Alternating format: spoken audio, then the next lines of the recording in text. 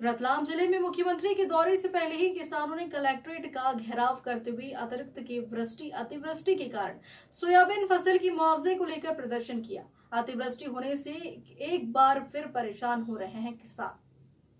इसी दौरान विशाल मोटवानी नामक व्यक्ति ने मौके पर पुलिस अधिकारी सहायक उप निरीक्षक बहस करते हुए अश्लील गाली गलौज कर कॉलर पकड़ते हुए धक्का मुक्की की। इसकी जानकारी उच्च पुलिस अधिकारी को दी गई। बालोद एसपी योगेश कुमार पटेल के निर्देशन में अतिरिक्त पुलिस अधीक्षक मोनिका सिंह ठाकुर अपराध क्रमांक 286/25 धारा 135, 221, 296 BNS के तहत अपराध दर्ज कर आरोपी विशाल मोटवानी को गिरफ्तार कर न्यायिक रिमांड में भेजा है।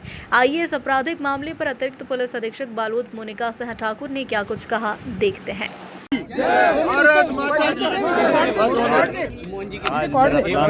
सेलाना के करिया गांव में आया हूं और जहां मेरे साथ माननीय विधायक डॉक्टर राजेंद्र पांडे जी, माननीय जिलाध्यक्ष जी, हमारे सारे नेताओं के साथ किसानों से भी बात की। करिया गांव, आबा गांव, जो गांव है, हमने कहा कि किसी भी स्थान पर अगर ये बात मुझे बताई गई कि सेलाना में 75% से ज़्यादा बारिश हुई जी, और बारिश होने के कारण से स्वाभाविक रूप से कई जगह फसल पानी के कारण से गल गई है।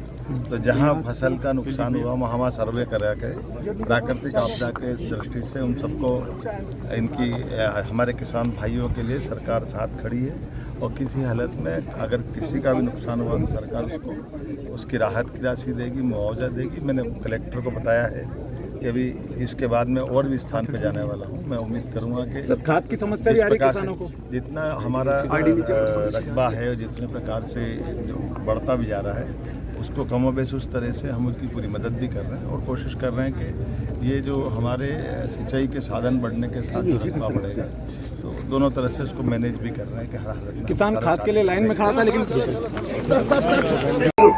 हम सब मिलके जो अतिवृष्टि की वजह से हमारी फसलें खराब हो गई है और पीला मोजक भी हमारी फसलों को बर्बाद कर रहा है, उसके संबंध में हम सब मिलके यहाँ किसान साथी ज्ञापन देने आए थे मुख्यमंत्री जी के नाम पे। वैसे आज हमें पता चला कि मुख्यमंत्री जी का दौरा है हमारे ज़िले में, तो हम आपके माध्यम से कहना चाहता हूँ कि किसानों के दुख दर्द को समझें, और जो फसलें नष्ट हुई आप खुद जाके देखें, और जो हम मुआवजे की मांग कर रहे हैं 11,000 रुपये बीघे की, वो 11,000 रुपये बीघे हमें जल्द से जल्द बिना सर्वे के मुआवजा दिया जाए, ताकि हम आगे की फसलों के लिए तैयारी कर सकें और हमें कर्ज के तले दबना नहीं पड़े।